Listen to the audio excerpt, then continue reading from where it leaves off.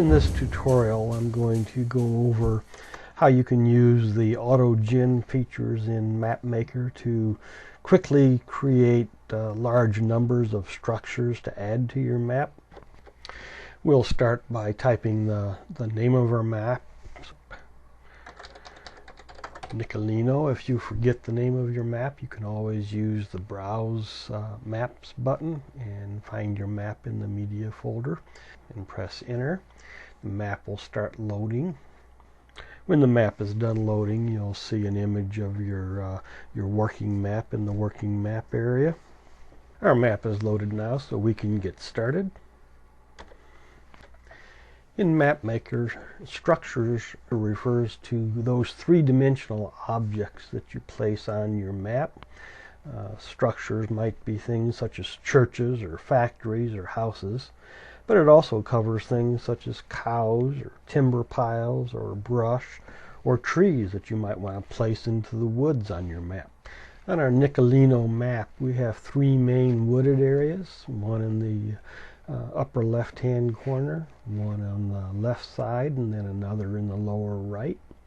If you hover your mouse over these areas, you'll see in the information panel toward the lower right that it says that these are wooded areas. And we're going to be using the autogen feature of Map Maker to go ahead and add three-dimensional tree models to these wooded areas. We'll start by going over to the center left portion of the screen and clicking on our Browse Structures folder. And then we'll navigate to the Tree folder. It says Nature Trees. This is where we'll find our tree models. I'm going to change this to a thumbnail view so that we can see pictures of what these models will look like. And we can scroll down through and see the different variety that's available. I think I'm going to start with setting some 3D beech trees for our map. So I click on the beech model, and you'll notice that the picture comes here into our image box. I'm going to leave the name field blank and let Map Maker generate a name automatically for me. Since these trees are going to be placed in areas on the map that have already been coded as woods, I don't need to set a structure type. I'm going to set the value for alpha at 100. You can experiment with different values, but if you get too low of an alpha for trees, you might notice some trees start having a halo appear. So I've found 100 is a good setting for this value. The minimum delta setting is the minimum distance that this tree will be placed from the centroid of any other auto-generated structures that appear before it on our structure list box. I'm going to go ahead and put in, let's say, 2 meters for this setting. The C setting tells Map Maker whether or not you want to have your entire tree structure confined to the map color that you've chosen. If I clear this value, then Map Maker will still set the trunk of the tree, the centroid of the tree model, in the woods area, in the woods color I've selected, but the branches may extend out beyond that border. I'm going to uncheck that box because if you notice there's some fairly small areas that we're going to end up as wooded areas here in the residential part of the map. So I'm going to leave the C value unchecked. The next setting is density. This is expressed as the number of objects, in our case trees, that we want Map Maker to place per square kilometer. I'm going to enter 1000 for the density for our beech tree. If the entire map were coded to the woods color terrain, then we would end up with around 1,000 trees generated. But since it's not, Map Maker will proportionally reduce that, so we'll have fewer than 1,000, but the density is 1,000. The next setting is the random orientation that we want for this model. I kind of like in wooded areas, I like to have pretty random. So this will randomize the tree in both the X, Y, and Z directions. So your trees will be tilted maybe a little bit. They'll be rotated around. So give you a nice natural appearance to the woodland area. Now I hold down the Shift key and left click into the woods terrain color. Map Maker creates the name for the structure and adds it to the structure list, and you can see that it's generated 140 trees, and it will randomly distribute those throughout that woods terrain color. Even though Panzer Command has 3 different levels of woods, it has light woods, woods, and heavy woods terrain. This map only has the 1 level of woods identified, and that's the woods terrain itself, which is the middle range.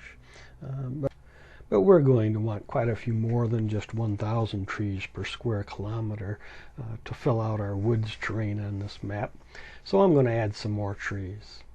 I go up to my structure button and I look at the trees available, and let's go ahead and add a medium beech tree. This will give us a variety of sizes that we'll have in our woods. I click on that.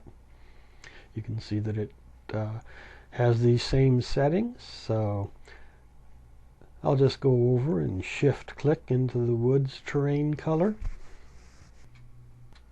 Map Maker has added another set of woods tree models to our woods, and you can see it has 140 trees that it's going to add into these woods, so that our total density now is actually 2,000 trees per square kilometer.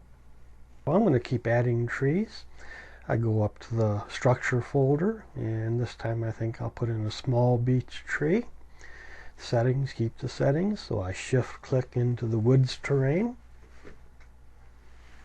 And I've added another set of trees to our woods terrain. Let's keep adding trees. This time we'll take a look and see what else we have. I think on this one we'll go ahead and add a birch tree. So click on the birch tree model. Simply go over and shift click into our woods terrain. And now we have the birch trees added to our forest. And let's keep adding trees now till we get the density that we'd like to have. You can see that we've added a few more tree models to our woods terrain. One thing I like to do is have some brush in my woods terrain. So I'm going to add some brush. I go to the structure button and look and see what we might have available. I see a 3D brush 1. Let's go ahead and add that model. So I click on it. I'm going to keep the same settings. So I just shift click into our woods terrain, and that adds 140 3D brush 1 models. Let's go ahead and add another brush model, get a little bit of variety. So I select brush 2. Shift click into the woods terrain, and I now have the second brush model.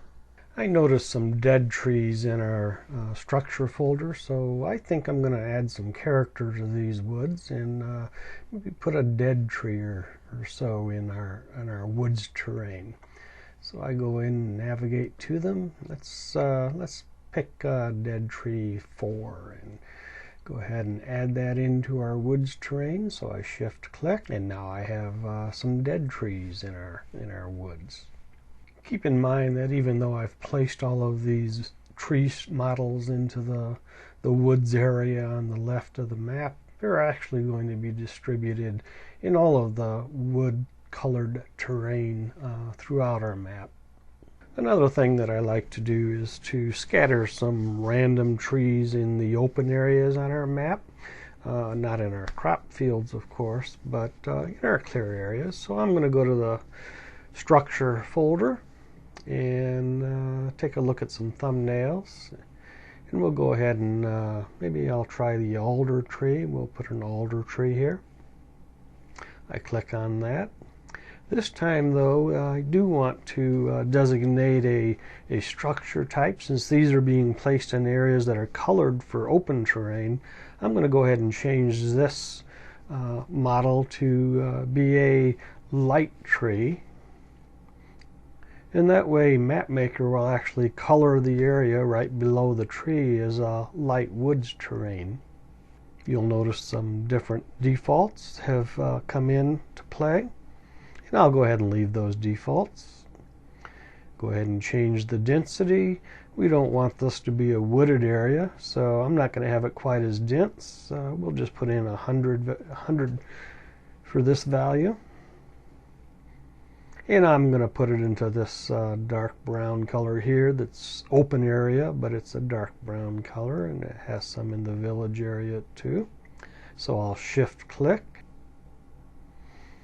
And you can see that I've added, looks like about 9 trees is what Map Maker expects to add. Another thing that I like to do is to add some grass clumps to our open terrain. Again, not in our plowed fields, but in our open terrain. So I'm going to go to the structure folder. I'm still in the trees, so I'm going to go up one level. So I'll go in and I see some nature, brush, hedge, and wheat. So let's look in that folder. And I'm going to find some grass clump. Here's a 3D grass clump. Let's go ahead and pick this one. I need to change the structure type to none, since this is really clear terrain. And again, we have some different defaults. I'm going to go ahead and set the density for this. Let's say go ahead and do 100, and I'll shift click into this lighter brown color, and that'll generate some grass clumps scattered in that color. I want to go ahead and add some variety, so I'll go back to the structures folder, and I think this time I'll pick that grass clump, a little bit different, and I'll shift click into the brown area and add a different kind of grass clump there. I think you can see how you can use autogens to create quite a few structures for your map. We've done quite a lot to our map, so let's go ahead and build it and take a look, see how it looks in Scene Edit. So I'll say yes, I do want to overwrite Nicola. When the map is created, you'll see your dialog. Before we look at this in Scene Edit though, you might want to notice that it has generated over 1,600 structures, which would have taken quite a long time to do if we were to have done each one of those structures individually. So we'll say yes. Let's take a look at it in Scene Edit.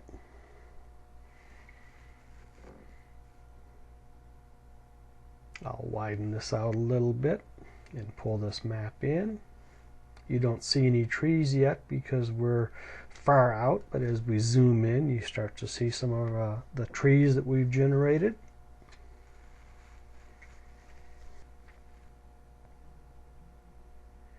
You'll notice some of the grass clumps that we placed in the open areas, as well as some of the alder trees that we scattered in the open areas.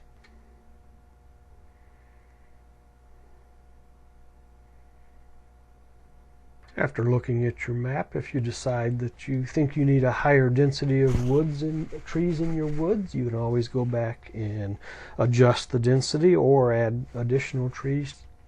We'll go ahead and close Scene Edit. I think you can see how using the autogen process in Map Maker will save you quite a lot of time in building your maps.